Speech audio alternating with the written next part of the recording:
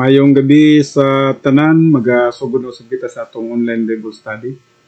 Sa pagsugod, magabasa ko diri sa Hebrewanon 4, versikulo 12 hangtod sa versikulo 13 nga nagaingon, kay ang pulong sa Dios buhi ug nagalihok nga gamhanan, labi pang mahait kaysa espada nga dry sulab ug modulot ngadto sa gitagbuan sa kalag ug espiritu, sa mga lutahan ug sa mga kauyukan, ug motugkad sa mga hunahuna ug katuyuan sa kasing-kasing. Ug sa pananaw sa Dios walay binuhat nga natago, hinunua ang tanang butang, binuksan ug dayag sa mga taniya, kang kinsa maghatag raw niya kitag husay. Sa pagsugod magaampo ta.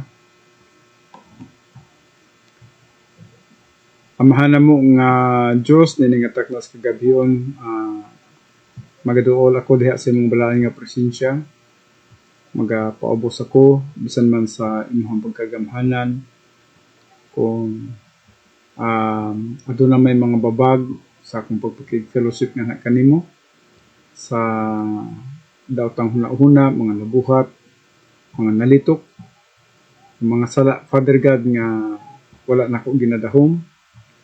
Salamat, Father God, sa imong paglimpyo ka nako sa tanang kahugawan, paghimo ka nako nga in fellowship with you, filled with the Holy Spirit, and then angayan na magdala ug gatudlo sa imong pulong.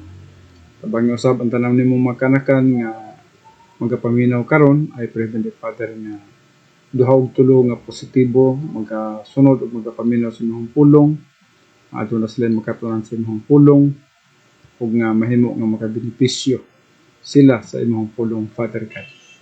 Kining tanan akong ginatugyan, ginapasalamatan nga madawat, pinagi lamang sa pangalan ni Kristo Jesus. Amen. Okay, mayong gabi pag-usab sa tanan.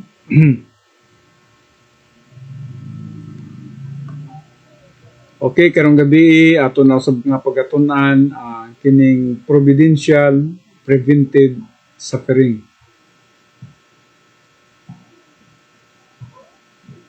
Atong milabay, atong gi-take up ang momentum testing.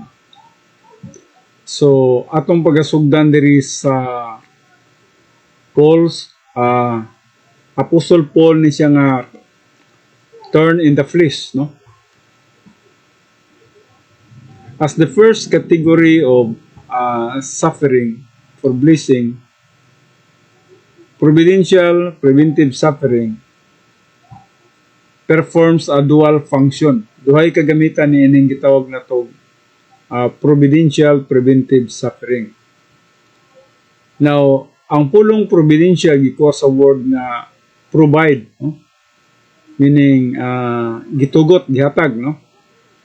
And then ang preventive, prevention, no? From the word prevention, no? And then suffering, no? Nganong na may mga suffering. So, ang purpose nini, prevention kini, gi-provide kini nga suffering para ma-prevent ang usa ka magtotoo, especially nga magapangalagad siya sa Dios, ngadto sa gitawag nato dili maayo nga panghitabo sa unahan sa kinabuhi, especially magapangalagad siya sa Ginoo pinaagi sa arrogance, no?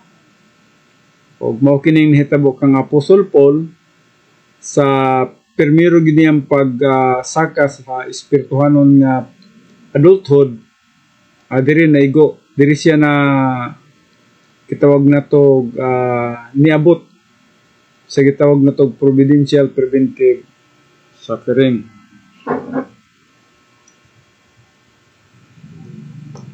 So aduna kini siya dual function. Its offensive role is to accelerate the believer's spiritual momentum beyond spiritual self-esteem into spiritual autonomy. So morning una, no? Nga ang usa ka magtotoo nga anaa na siya sa spiritual self-esteem, musaka siya ngadto pagyud sa gitawag natog sunod nga level sa espirituhanong pagtubo nga mao kanang spiritual autonomy. And then ikaduhang function nini is defensive. Its defensive role is to prevent him from falling victim into arrogance. Sa to pa, kining providential preventive suffering adunay duha ka bulhaton kini siya, no. Ang una, parang nga usa ka magtutuo nga naa sa gitawag nato spiritual self-esteem, musaka nga to sa spiritual autonomy.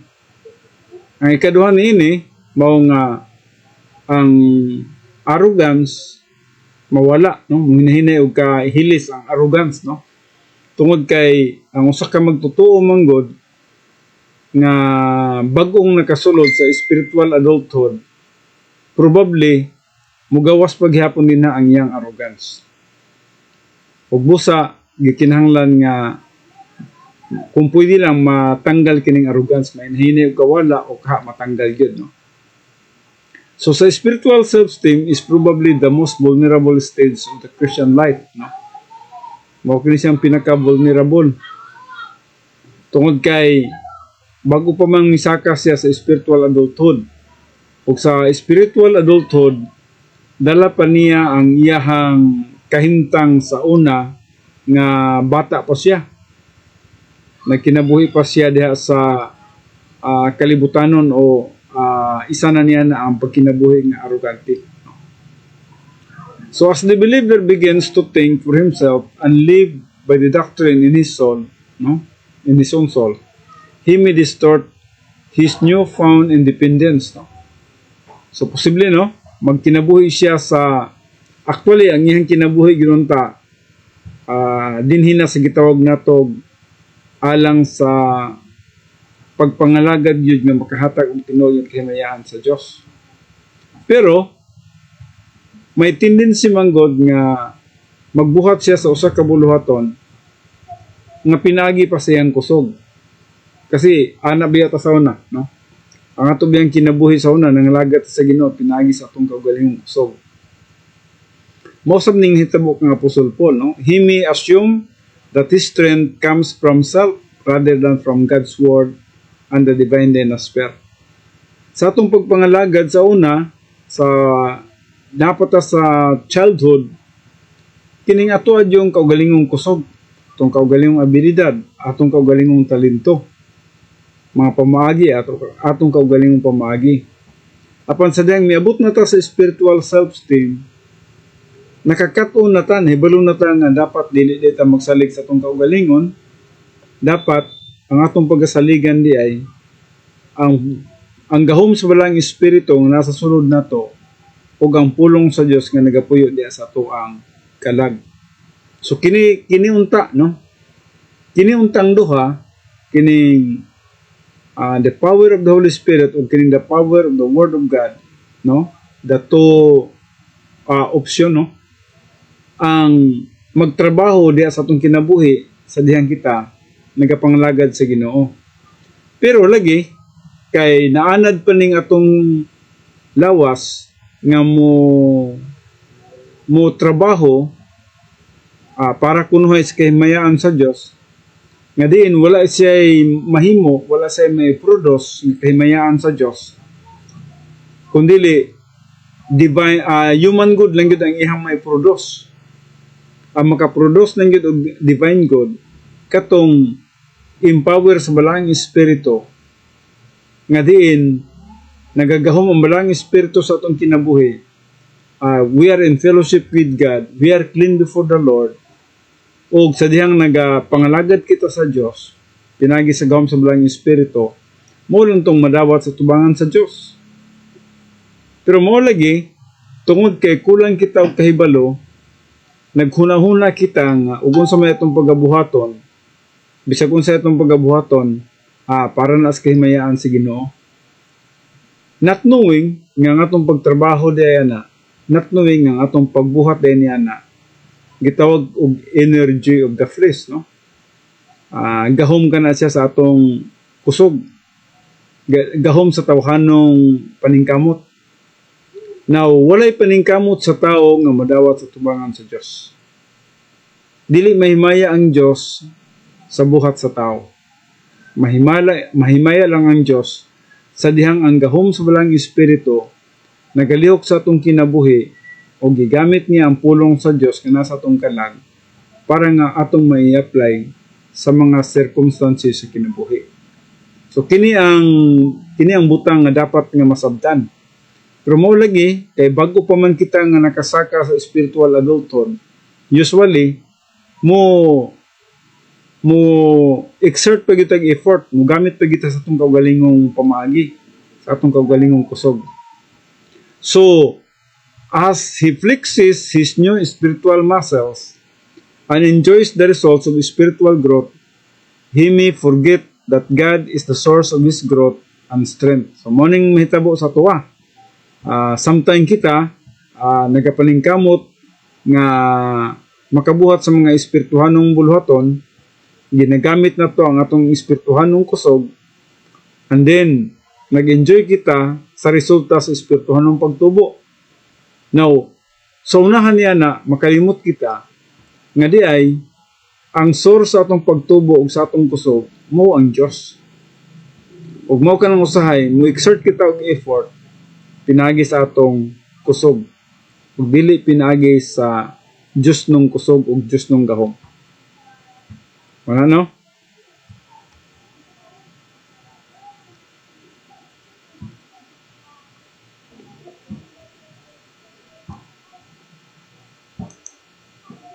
Now, God in His grace does not wait for the believer to fail.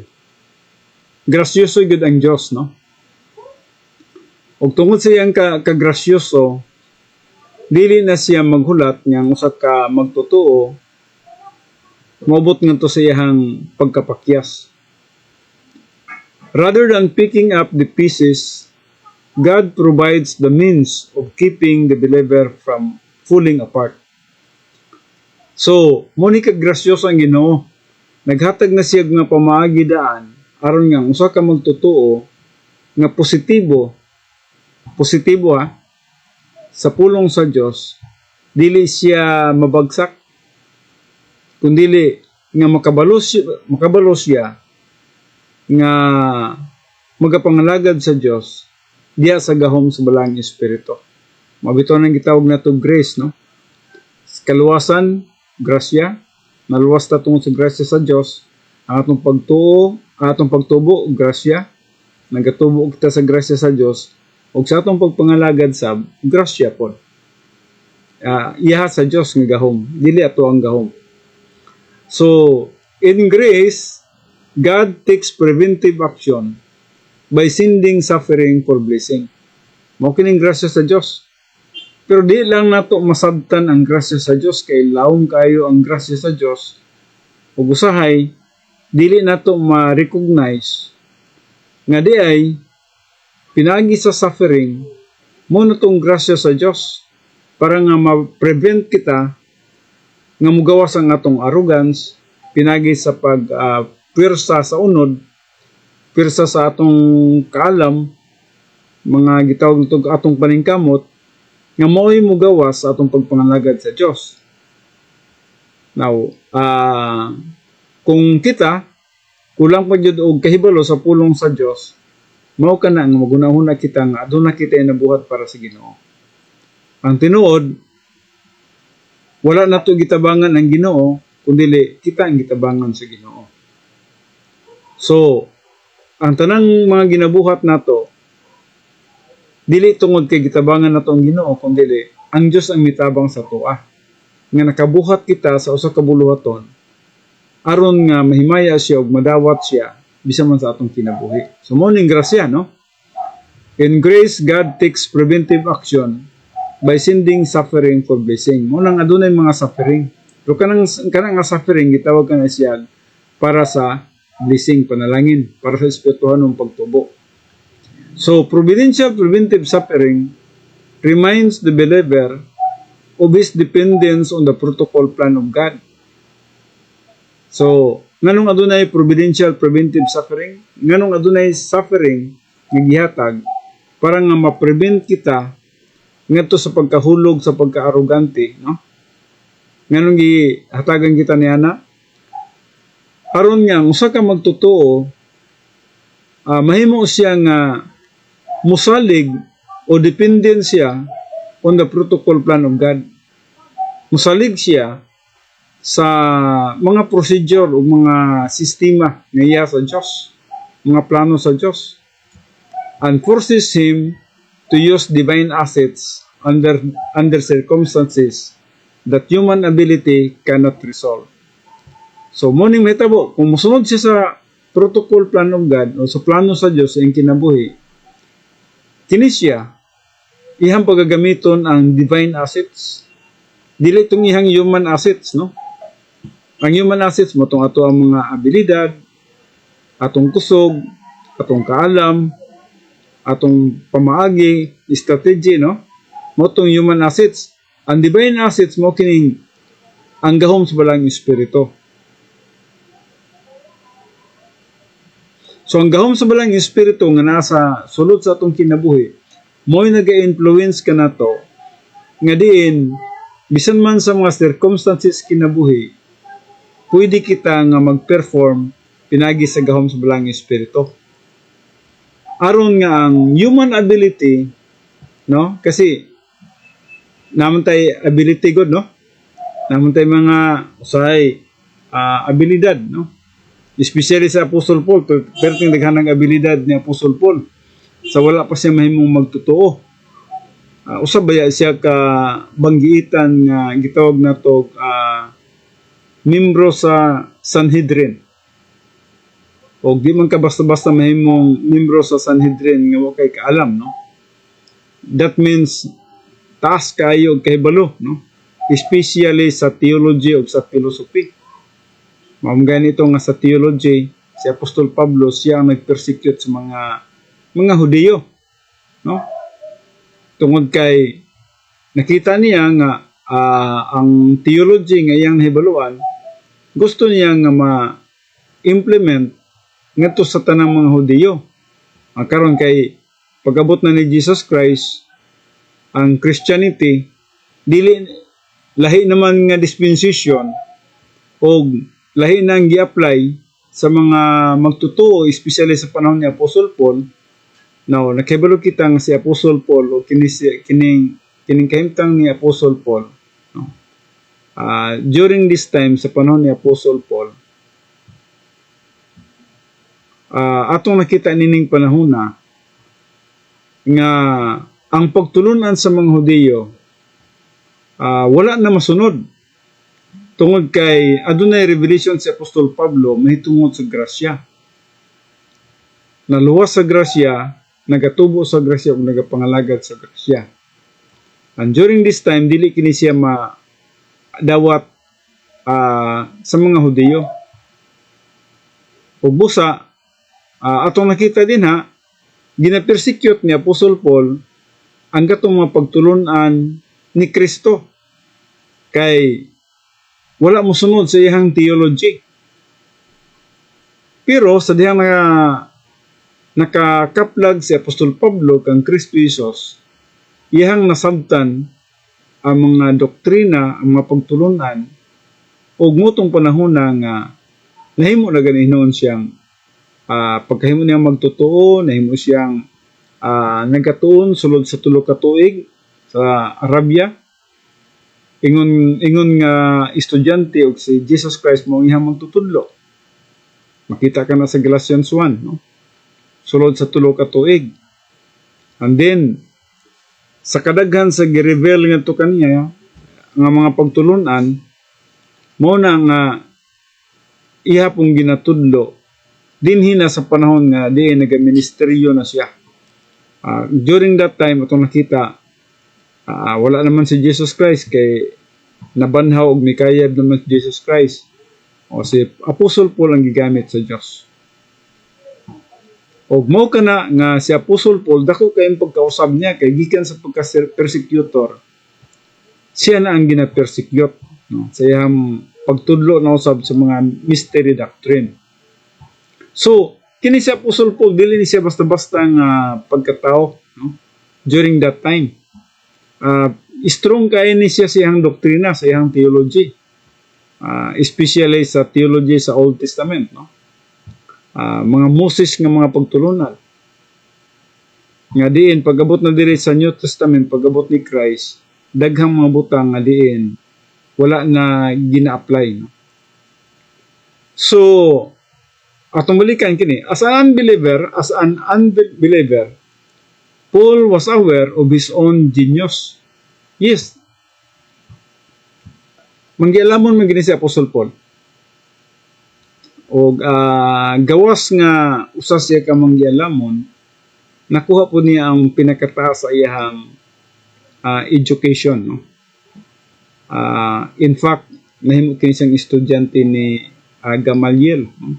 Usab ka sikat nga pilosoper sa mga Grigo. No? So, maalam ni si Apostle Paul. No? So, with concentration and self-discipline, kabalo na siya na mag-focus, mag-concentrate o pagdisiplina sa kaugalingon. No? So, he exploited his tremendous human assets. Gigamit niya ni, kini-kinihang gina-exploit niya ngayang mga human assets. Naman siya mga human assets. Bright man siya, daghan man siya kaalam sa theology o sa philosophy.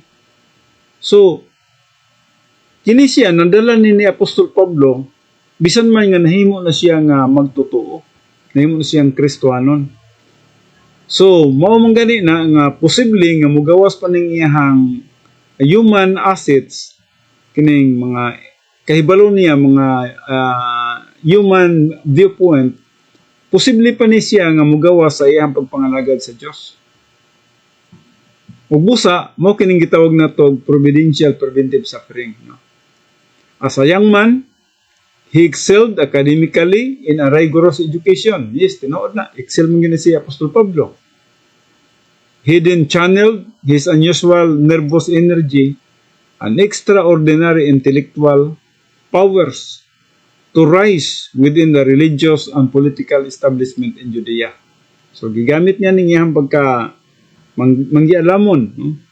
Kining iyang pagkamaalam, no? So, human dynamics enabled him to advance rapidly within an evil system. So, gamit na ni Apostol Pablo, mo gito nga, gina-persecute niya itong mga Hudiyo nga dili maga tuman sa ilahang theology. So, Paul was a man of action who was also at home in the realm of ideas. He was a master of both Jewish theology and Greek philosophy. So, taas ni kaalam yun siya. The application of his human genius was the jealous persecution of Christians. So, motong hitabo nga gina-persecute niya mga Kristohanon. Usa na gani ato, katong pagpabato kang Esteban, no? Si Apostol Pablo, usa siya atong nagasugyot o nagahagit nga batuon hangtod sa kamatayon si Esteban. Tungod kay sa iyang nasabtan sa theology, si Esteban nagatudlo naglaing ng mga pagtulunan. So, he had realized the success that his human abilities had achieved. He was ambitious for further promotion. After believing in Christ, Paul had to learn dependence on divine rather than human power. So, dinhin na nausab. Sa diyang nasabtan na ni Apostol Pablo, nahimo na siyang Kristohanon, diri na siya nakakaton nga di ay ang pagpangalaga di ay dili tawhanon. Ang pagpangalaga di ay dili dapat mo depende sa kaugalingon nga kaalam og kusog. Kundili ang atong pagpangalagad sa Ginoo dependent di ita sa divine power, the power of God. The power of God the Father, the Son, and the Holy Spirit. Apan ang power of the Holy Spirit mo'y nagahatag ka na itong kusog, dinhi sa gitawag na itong Kristohanong pagkinabuhi. So, but he never lost his strong personality or his brilliant intellect. Bisan man yan nga nakasabot na si Apostol Pablo, nga magapangalagad siya, pinagi sa Diyos nung gahom, ug dili sa tawhanong gahom, wala paghihapon na wala kang Apostol Pablo, ang ihang ligon nga personalidad, may tungod sa iyang tawhanon nga kahibalo. Daghan paghapon sa iyang una napaghapon ang mga tawhanong kahibalo ug tawhanong pamagi ug kusog na siyang una wala pa ma-erase ba no? So hence when he reached spiritual self-esteem, sa diyang niabot na siya, mitubo na siya ang espirituhanong pagtubo, niabot siya nining level ng spiritual self-esteem, he was in danger of corrupting his own spiritual advance. Delikado pang iyang kinabuhi. Pwede pa siya nga magapangalagad sa Ginoo nga ang iyang espirituhanong pag-abante makurap. So he might have assumed that his own mental prowess enabled him to comprehend the deep things of Bible doctrine. So, yun na ta, no? Magunaw na ta nga, bright bitaw ta, no? So, kaya na itong masabtan ng Bible doctrine. Pero wala kita mahibalo nga ang pagsabot sa Bible doctrine, dili tungod sa atong IQ, kundili, kana tungod sa spiritual IQ. Spiritual IQ, magapanghitabo lamang, sa dihang ikaw, puno sa balang espiritu. O tungod kay puno kasi balang espiritu na ang spiritual IQ. Plus, ang imong human IQ equals comprehension of the Word of God. So, muna, makasabot ka sa pulong sa Diyos. So, atong nakita din ha, si Apostol Pablo, dili siya makasabot sa pulong sa Diyos kung magsalig siya sa iyang kagalingong gahom. Nagkinahanglan siya gahom nga supernatural nga mao ang gahom sa balang espiritu. Ug niya na sa dihang puno siya sa balang espiritu, gigamhan siya sa balang espiritu, he is spiritual, makasabot siya sa pulong sa Dios ug metabolize ang Bible doctrine ug mosulod diha sa iyang kalag. Kana tungod kana siya sa grasya sa Dios, sistema kana sa pagpanabot sa pulong sa Diyos. Iha ka ng pamaagi sa Diyos nga makasabot kita sa pulong sa Diyos, no? So, dili itong atong pamaagi, dili itong atong paningkamot, dili itong atong kusog, atong abilidad, atong focus good nga paningkamot sa pagsabot, no? Kundili, trabaho kato sa balang espiritu, nga diyan ginatuduan kita kay positibo kita, o nga limpyo kita sa tubangan sa Diyos, filled kita sa Holy Spirit. Mo nung nakasabot kita sa pulong sa Diyos. Now, diri, to protect Paul from his natural vulnerability to arrogance, kaya mo gani, no? Si Apostol Pablo, napagyud siya gitawag na to, kung atong tanan, vulnerability siya sa arrogance. Now, timanan na to nga dili, ang arrogance, dili lang tong nagapakita kang murag hawd ka o garbo ka sa mga tao, dili lang ka na ang klase sa arrogance, no? Kundili sa mata sa Diyos, kung nagtatrabaho ka, pinaagi sa imong kaugalingong kusog ug kaadam, sa mata sa Diyos, arrogance na. Dili na madawat sa tubangan sa Diyos. Kay ang kabubuton sa Diyos, nga magapangalagad ka, magatuon ka sa pulong sa Diyos, pinagi sa gahom sa balang espiritu. Dili sa imong kaugalingong gahom. So, usahay ang arrogance, ang una-una nato sa arrogance nga basta ka nang nagpataas siya sa iyong kaugalingon, kana arrogante na. Kanang dili maminaw, arrogante na. Kanang tao nga mapahitason, mo na arrogante na. So dili lang yun ana, no? Bisan man sa imong pagpangalagad o paglihok, kung nagalihok ikaw pinagi sa imong kaugalingong kusog, o dili gahom sa Diyos ang galihok sa imong kinabuhi, arrogance gyapon na siya. Ug morning kinahanglan nga klase nga arrogance ang matangtang sa kinabuhi ni Apostol Pablo. So tungod niya na ang Diyos, God sent providential preventive suffering. So nag-provide siya og suffering. Pero kini nga suffering prevention kay ang Apostol Pablo aron nga dili siya magpabilin nga mahulog nato sa iyang pagka-arrogante. Nga diin, nagapangalagad siya sa Diyos, pinagi siya ang kaugalingong gahom, pinagi siya ang kaugalingong kusog. Kung dili makakaton siya nga magapangalagad sa Diyos, pinagi sa gahom sa balang espiritu. So, mo yung providential preventive suffering. O gitawag kini ni Apostol Pablo og thorn in the flesh, no? Gitawag kini siya thorn in the flesh, no? Tunok na siyang unod. So, and for this reason, lest I should become arrogant because of the extraordinary quality of revelations, I was given a thorn in the flesh, no? So, muning hitabo kang Apostol Pablo, no? Na-special nga revelation nga to kaniya. Gihatagan siya nining tunok diya siyang unod.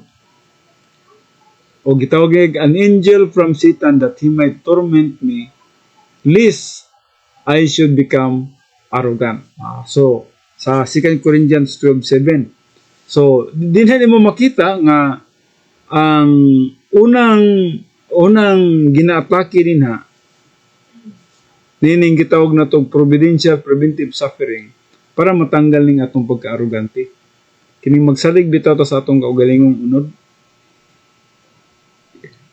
Magsalig ta sa atong kaugalingong kusog. O mo kining unang pagkatanggalon. Okay, mo baya po ning nakapatagak ni Satanas, arrogance po. No? So mo kining sa 2 Corinthians 12:7.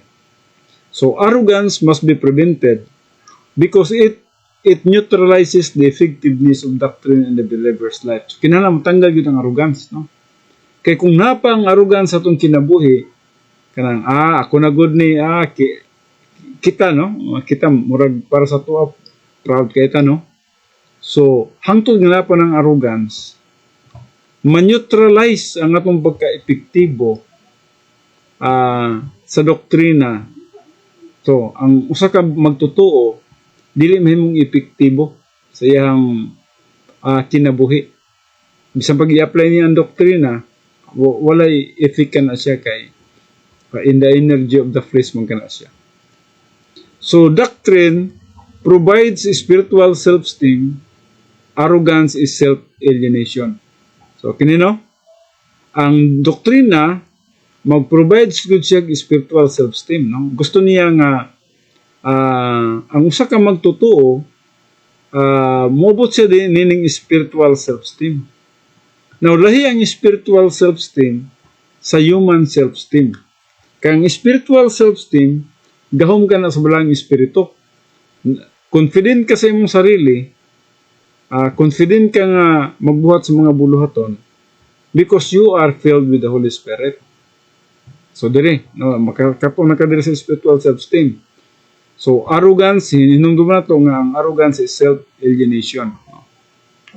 So, sabot, kung arrogante ka, nagpasabot nga, nagpalayo lang ka niya na sa kabubuton sa Diyos.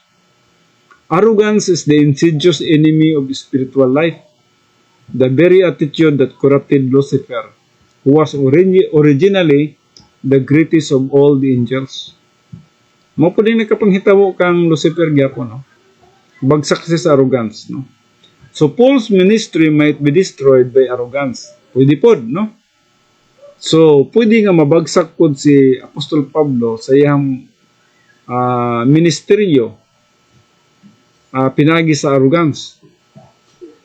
But the thorn in the flesh was given to him to preserve him in a period of grave danger.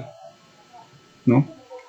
So gihatagan siya nining providential preventive suffering, kining thorn in the flesh. Ang katuyuan niya na nga ma-preserve siya, nga maabot siya sa panahon nga malubong siya sa kadelikado. Diin, sa iyang pagpangalagad, dili niya maigo ang protocol plan of God. Busa si Apostol Pablo nagaingon, Paul says that God permitted Satan to dispatch a demon to constantly torment him. So, muning gisulti ni Apostol Pablo, no? Nga ang Diyos nagkatugot nga Satanas, nga ihang ipadala ang ihang mga demonyo sa pagpadayon sa pasakit kanako. Munang kuan, no? Munang gisulat diha sa 2 Corinthians, no? 12. The work of this thorn demon provided Paul with an illustration of God's total ability to care for his own. God's provision are far superior to any possible challenge.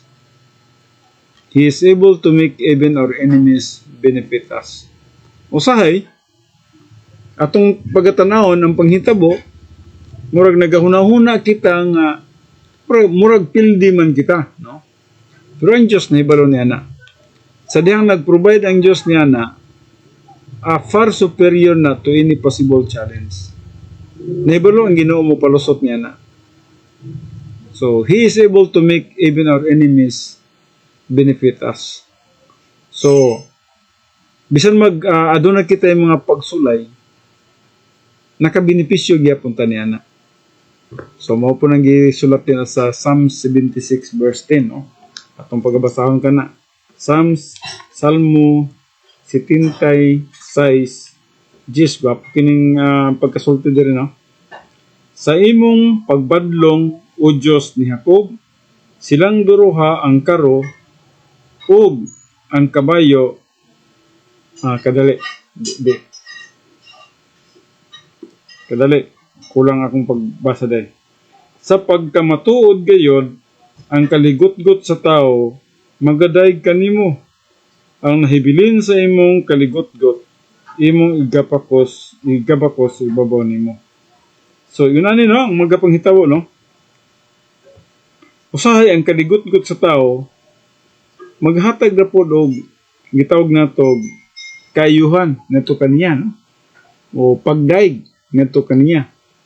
So, ingon niya nagahi panghitabo ng Apostol Pablo, bisan na doon na siya suffering, apan kining ang suffering, nakahatag hapon og benepisyo sa iyang espirituhanan nga pagtubo. So, mo tong purpose sa katayuan nitong gitawag na to thorn in the flesh, no? Udahin kita. Mauning gingon sa Roma 8:31b, if God is for us, who can be against us? Yes, kung ang Diyos dapig na to, wala yung makabato ka na to. Sumala pa sa Roma 8:31. Huwag nahibalo siya sa tanang mga pamagi. So there is a fine irony in Paul's suffering. That the thorn demon wanted to destroy Paul, but could only force him to rely on God's superior provisions. So kining thorn in the flesh ni Apostol Pablo, nga diin ang demonyo naga-torment niya, nagapasakit kaniya. Nahibalo kita nga naghimo na hinuon kini kang Apostol Pablo nga makahimo kaniya o makapugos kaniya ngadto sa pagsalig sa Dios. No? So miresulta hinuon kini siya sa pagsalig ni Apostol Pablo ngadto sa Dios. Nga diin ang Dios adunay superior nga provisions na sa purpose ug katuyuan. God used Satan's attack to keep Paul from falling into the same pattern of arrogance that originally caused the fall of Satan. So, mo kini nibalo biyata nga nabagsak si Satanas tungod sa arrogance. So, ang Diyos iyang gigamit si Satanas to attack to attack kay Paul from falling into the same pattern of arrogance. No? Sa samang pagi, mao gihapon ang arrogance nga nabagsakan ni Satanas. So, originally caused the fall of Satan. Arrogance gihapon, no? So, God has a wonderful sense of humor. Dinhi ito mahibaluan nga, grabe gyud ang Ginoo, grabe ang ang kaalam niya. Ang iyang mga pamaagi, dili masilip, dili masabtan sa tao. Bisa man sa kaaway, dili masabtan sa kaaway. So God has a wonderful sense of humor with marvelous finish, no? Atong nakita din no? With marvelous finish, no? Bot pasabot nga pwede nga mogamit siya dautan pero sa katuyuan sa pag-defeat sa kaaway. So, atong nakita din nagbuhat kunuhay siya dautan o dili maayo sa kinabuhi ni Apostol Pablo aron sa katuyuan nga ang kaaway nga si Satanas, the devil, mapildir gihapon siyang kaugalingon.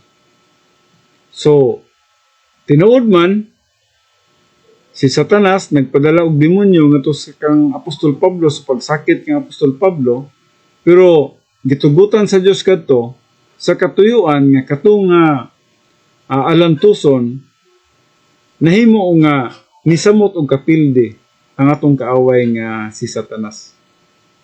So only omnipotent God has the power to turn suffering into blessings.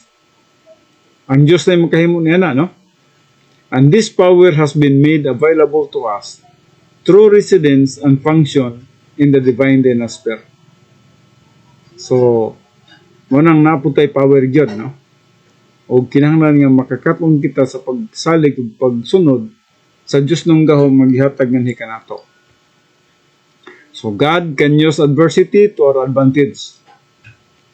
Remember na no, ang principles no. God can use adversity to our advantage. Natin mga adversity, just remember nga adunay purpose ang Ginoo niya na. Sa katuyuan ra pod nga kita makabenepisyo. So even pressures our foes have designed to harm us, no? So, sa mga pagsulay, no? Ang atong kaaway, nagaplano gyud nga iha kitang sakiton. Iha kitang pasakitan. So while Paul was suffering intensely and wondering why God did not relieve the pain, God was masterfully demonstrating His preeminence to Paul. Kung sa'yo, nagapangutana na, no? Abis naman si Apostol, nagapangutana na siya nini nga mga pagsulay. Kung ngano nga wala maninawala sa iya, ha? Kini nga mga pagsulay, nagampo ba si Apostol Pablo nini katulo, no? Apan atong nakita din ha, God was masterfully demonstrating His preeminence to Paul.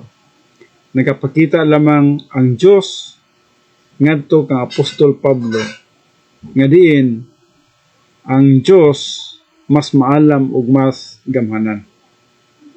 So, the apostle was hurting and sought relief, but underneath were the everlasting arms. Yes, naibalatian, kasakitan si Apostol Pablo ug nagapangita siya og tabang.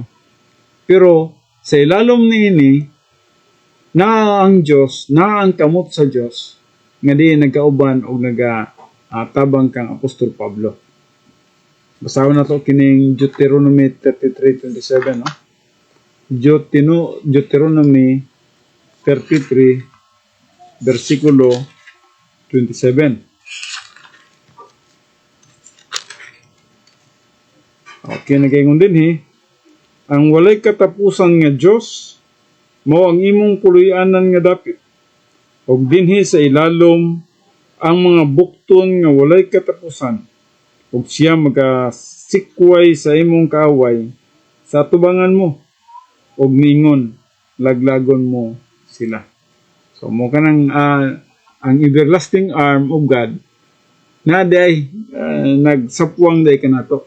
Di lang nato masabtan ang kalalom sa iyang plano ug katuyuan ug ngano nga ginatugot niya kana, no?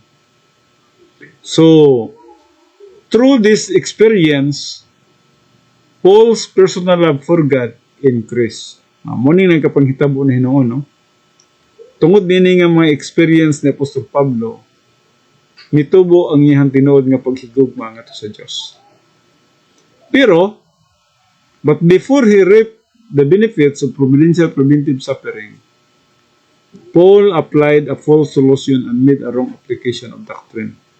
Naibalo kita nga nagkapagkapa pa si Apostol Pablo niini, no? Atong nakita ning-apply pa si Apostol Pablo sa mali nga solusyon o nagbuhat pud siya og mali nga application. So mali nga solusyon, naghimo pud siya og mali nga application sa doctrine. Now ato dong tanawon kini kung sabot nini ngano nga si Apostol Pablo nakabuhat man og mali nga solusyon og mali nga gitawag natog application. So a false solution and a wrong application. So unsa man kining nabuhat ni Apostol Pablo, no? As the first stage of spiritual adulthood, spiritual self-esteem is still an awkward phase in which the believer has not yet developed the true instincts of spiritual maturity. So kining bago pa lang kitang nakatikang sa spiritual self-esteem, kung pa dili pa kayo ta kabisado, no? Bakintol pa kayo ang atong pagpangalagad. Pero yes, nakatunog na kita sa first level of spiritual adulthood. Pero tungod kay baguhan pa lagi, kung pa kayo, bakintol pa, no? Wa pa na-develop ang ato ang tinuod nga instincts of spiritual maturity. So, di pa siya stable, no? So, that is why Paul reacted emotionally to the pain of providential preventive suffering. Mo nang dili ta matingala nga ngano nga si Apostol Pablo nag-react man siya nining mga kasakit kining mga balatian sa gitawag nato providential preventive suffering. Dili na ikatingala tungod kay bago pa man siya nagkatungtong sa first level of spiritual adulthood nga maong gitawag nato spiritual self-esteem. So, niya ng panahon na, wa pa siya maanad. So, bakintol pa siya sa iyang, yes, nana siya sa spiritual adulthood, pero bakintol pa. So, in an understandable human reaction, he was momentarily affected by the discomfort before regaining his composure and passing the test. So, nagsugod yun si Apostol Pablo niini nga na siya ay gitawag human reaction. O affected siya niya ng mga panahona sa iyang mga discomfort. Yes, nakaibalatian, discomfort ka man yun, no? Di pa ka makadawat niya ng panahona, pwede pa kang mag-complain, pwede pa kang mag-react negatively, no? So, na-experience pa ni Apostol Pablo kining human reaction, then momentarily affected by the discomfort before regaining his composure and passing the test.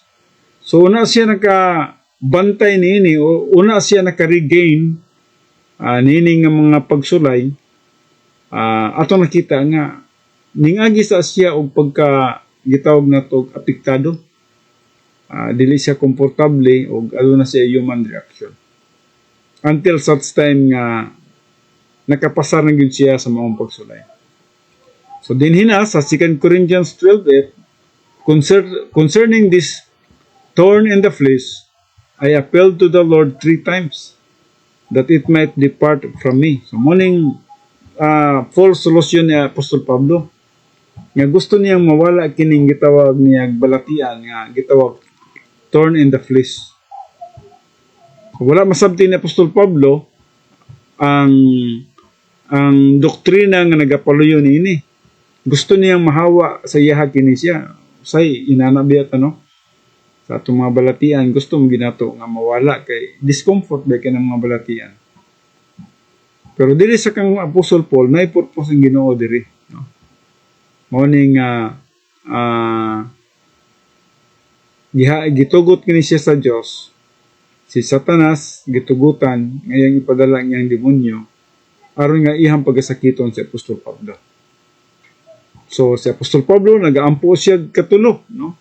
Morning false nga solusyon ni Apostol Pablo. So, Paul's use of prayer was a false solution to suffering for blessing. Nung anong gitawag man siya nga, nag-ampo ganin si Apostol Pablo, pero ang iyang pag-ampo di ay was a false solution to suffering for blessing. Anong false man? Tungod kay, dili dapat mag-ampo si Apostol Pablo ini nga mahawa, kining thorn in the flesh. Kay naipurpos ang Ginoo, kini nga tunok nga nasiyang lawas, ang purpose niini para sa panalangin niya. So, unsang pamagi nga para siyang panalangin, para nga matanggal ang iyang arrogance, o sa diyang matanggal ang iyang arrogance, Musaka pa gid siya ngadto na sa iyang espirituhanon nga pagkahamtong ngadto sa gitawag spiritual autonomy. So Paul's use of prayer was a false solution to suffering for blessing. His request that the suffering be removed was a wrong application of doctrine. Di man dapat unta niya nga iampo kay nganuman na may purpose ang Ginoo nini, no? Pero ang hunahuna ni Apostol Pablo nga gusto ning mawala. So diri gamay na natong panahon, no? Diri ang providential preventive suffering is essential to the adult believer's spiritual advance. Importante ning providential preventive suffering. So importante ni para sa mga adult ng mga magtutuo para nga mo saka pagid siya sa iyang espirituhanong pagtubo para ni siyang spiritual advance. So he should never ask God to remove the means of spiritual growth. Dapat mo lagi atong nakita pala siguro ni sabtigin ni Apostol Pablo. So pero kita karon nga nakasabot na taning providential preventive suffering. So we should never ask God to remove the means of spiritual growth. Kung kana day nga suffering para sa atong espirituhanong pagtubo, nan dili kita magampo nga mawala kana siya kay naay purpose ng Ginoo dinha. He should never pray for the removal of suffering for blessings by which the protocol plan of God is fulfilled. Na may katuyuan day ang Dios niya na, no? Gitawag ng siya suffering for blessing man day kana siya. So sa atong pagpangalagad na ng pag-antos, no? So we want to have comfort. Ang tao mong God gusto gyud comfort. But God knows us better than we know ourselves. Gusto na to, mo na ang atong gusto. Pero ang Diyos nakakita pa og mas maayo pa kay para sa ato. So He never sends more pressure than we can bear. So ang Diyos naglimit man po niya na sa 1 Corinthians 10:13. Di man ta hatag pagsulay nga lapas atong marangan. But on the other hand, He sends enough pressure to accelerate our growth. So, mo ginay purpose niya, na yung mga pressure to accelerate our growth. So, only when He sees that we have passed the test, what God does not remove, He intends for us to bear. So, nganong, kanang mga butang nga dili pagatanggalon sa Dios, bisag nagampo kita, ang purpose sa Dios niya na, nga parang makalabang kita niya na pagsulay. Makakaton kita niya na. So, diri siguro na ito pagkahumanon kay tayo naman kita no, kinina lang. So, providential preventive suffering protects and insulates against arrogance while challenging the believer to depend on his true source of strength. The newly adult believer, having just left spiritual childhood, is especially vulnerable to failure. So, kinimanggod, atong nakita. Basta newly adult believer pa ta, bago pa tang nintubo ba. Pero naanad pa tang nagapangalagad, naanad pa ta sa pagsalig sa atong kaugalingong kusog, kaalam, gahom, ability, o strategy, no? Naanad pa ta ni ana. No? So, vulnerable pa ta nga magiging failure. So, flexing his new spiritual muscles and enjoying the result of spiritual growth, he is in danger of thinking his strength comes from self. So, delikado na. Magsalig pa siya sa iyang kaugalingong kusog rather than God. So, dapat ang strength sa Diyos God ang atong pagkasaligan. Dili ang ato ang kaugalingong kusog. Well, ang atong oras insakto naman God. So, ato na lang kini siyang pagkatiwason sa sulod na putong Huwebes. Providential preventive suffering ay just duhok nga doon na kita yung mga nagkatunan ni ini, no?